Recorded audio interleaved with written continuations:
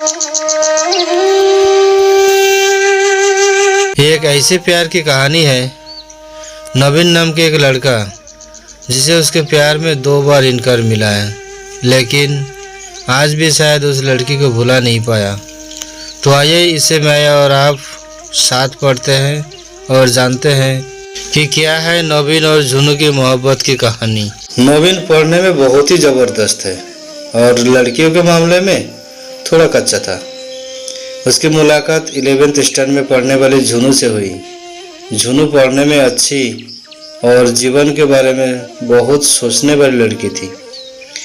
धीरे धीरे 11th खत्म होते होते वो अच्छे दोस्त बन गए थे और 11th में नवीन ने झुनू से अपने प्यार का इजहार कर दिया, लेकिन झुनू ने इनकार करते हुए बड़े प्यार से उसे समझाया कि इससे हम दोनों की ज़िंदगी खराब हो जाएगी, क्योंकि हम ना ही क्लास में पढ़ाई कर पाएंगे और ना ही घर पर। नवीन को झुनू की बात थोड़ी बुरी लगी, लेकिन फिर उसे समझ में आ गया कि झुनू सही कह रही है और उसे अपने जीवन और पढ़ाई पर ध्यान करना शुरू कर दिया।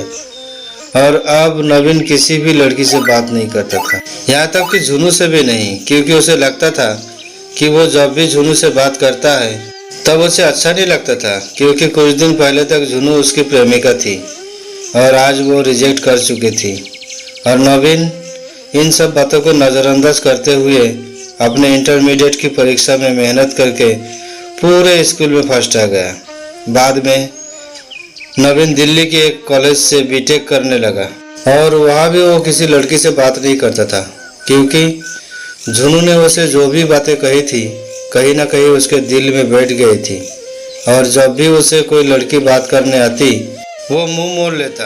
धीरे धीरे अपने पढ़ाई में और भी वो अच्छा होता गया और आखिर में आते आते वो अपने कॉलेज में भी टॉप 10 की लिस्ट में आ गया और उसे कॉलेज से प्लेसमेंट भी मिल गई और वो जॉब करने फिर से मुंबई चला गया।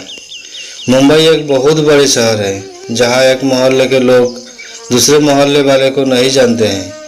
वही जब नवीन ऑफिस गया तो उसे वहाँ झुनू दिखी, लेकिन अब झुनू के लिए उसके दिल में कोई जगह नहीं थी और इसलिए वो हर बार झुनू से छिपता रहता। इसलिए नहीं क्योंकि वो उससे नाराज़ था, बल्कि इसलिए क्योंकि वो फिर से झुनू की ज़िंदगी में नहीं आना चाहता था। लेकिन वो कहता है ना कि भगवान की मर्जी के आगे किसी की नहीं चलती। एक दिन ऑफिस के कैंटीन में झुनू ने नवीन को देख लिया और उसके पास जाकर उससे बातें करने लगी। नवीन के पास भी झुनू से बात करने के अलावा और कोई विकल्प नहीं था। दोनों के दिलों में पिछले 4 सालों से जो भी दर्द था उन्होंने एक दूसरे को बताया और खूब सारी बातें की। झुनू ने उससे बिछड़ने के बाद अपने सफ़र के बारे में बताया और नवीन से उसके बारे में पूछा, जिसके बाद नवीन को कहीं ना कहीं लगने लगा था कि झुनू गलत नहीं थी और नवीन को फिर से झुनू से प्यार हो जाता है। कुछ दिन बीतता है और दोनों की दोस्ती और भी गहरी हो जाती है और एक दिन अचानक नवीन झुनू से बात करते करते उससे अपने प्यार का इजहार कर देता है, लेकिन झुनू फिर इनकार कर देती है। और जब नवीन उससे इसकी वजह पूछता है तो वो बताती है कि उसकी शादी तय हो गई है और 1 महीने बाद वो ये जॉब छोड़ देगी।